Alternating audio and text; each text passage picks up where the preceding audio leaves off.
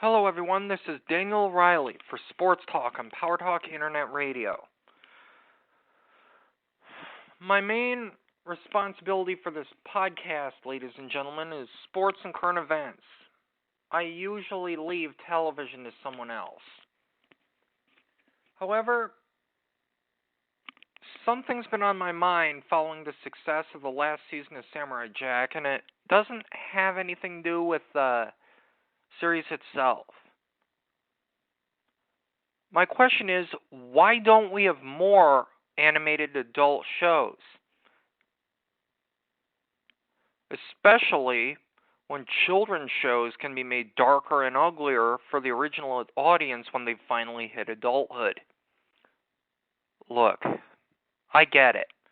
We see animation as children's territory only. We can probably blame Walt Disney Studios for that. The thing is, you can use animation to be much more creative than simply hiring real flesh and blood actors and film sets. It's probably cheaper too. It's not like animated adult shows don't exist. I get that. After a generation on the air of addressing real-world issues and subject matter, South Park is still on the air. What people don't get is, you don't even need comedy for an adult animated show to work. Nowadays, live-action shows have, ironically, desensitized us to blood and guts. The emotional shock of blood on the aforementioned show, Samurai-Jack, carried an emotional weight with viewers this spring because it's so unexpected in an animated program, period. The seriousness of the situation really sank in because of the mixture of shock value with animation. So to speak, it made it easier to get across the dire situation because this thing was originally for children. It was animated. We don't equate violence and the consequences of combat with animation. It got the point across much better than too many live action movies. Don't get me wrong, this kind of a thing isn't guaranteed to work every time. If I'm not mistaken, some fool tried making a darker and edgier version of the Smurfs a few decades ago. I hope I'm wrong about that. I don't have to explain why that thing failed if it did come along. Even worse, Watership Down's violence with rabbits going to war could leave viewers wondering what was going on in the minds of the studio heads that put that demented thing together. That doesn't mean adult animation isn't worth trying. If anything, this spring showed us the audience is there, and studios just don't have the guts to take advantage. They're still stuck in the 1960s animation built on jokes and slapstick humor. It's sad. There's so much more you can do with animation than this. You can do so much more in animation than live action because, as I mentioned before, you can get much more creative. Characters don't have to look exactly like real-world people. You can probably get away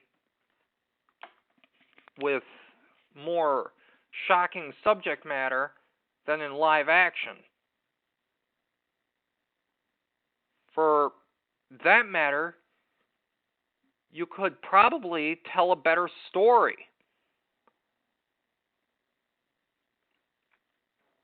An example of how this could work was how Batman the Animated Series felt more adult to some viewers than the live-action movies of the 80s and 90s did.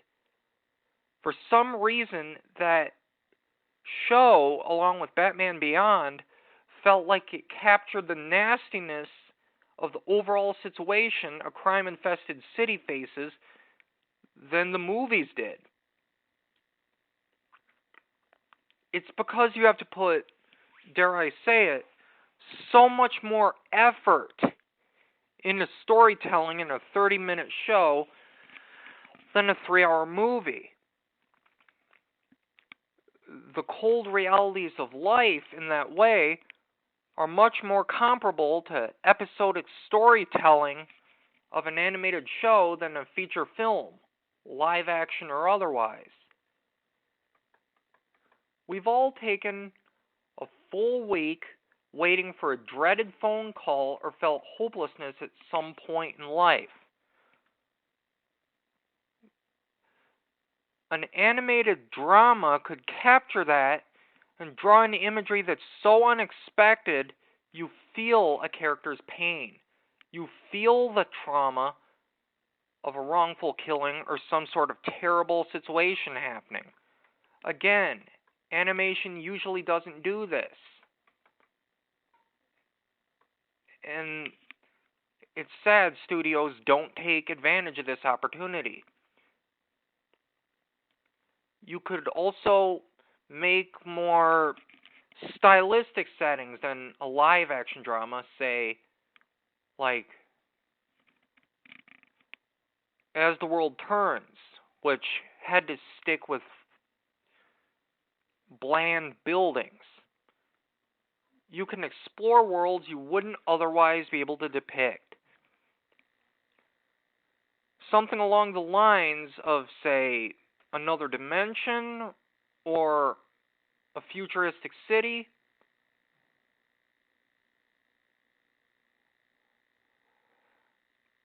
Can be used much better when you're drawing a background.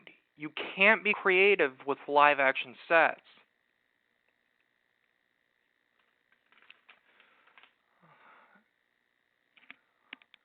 Bigger worlds come across as more natural than they do in live action sometimes. You don't need CGI to make a big city. You don't need live action actors.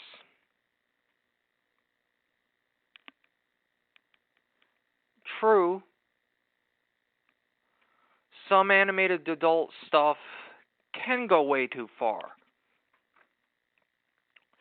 Watership Down, as I just mentioned, left audiences just feeling uncomfortable. But nowadays, a live-action movie feels fake at certain points. We know that explosion was set up by the film crew. We know that monster standing in front of us is either animatronic or just a computer-generated image. We forget the story and only see the wires and strings that put it together. In that way, as weird as it sounds, animated adult shows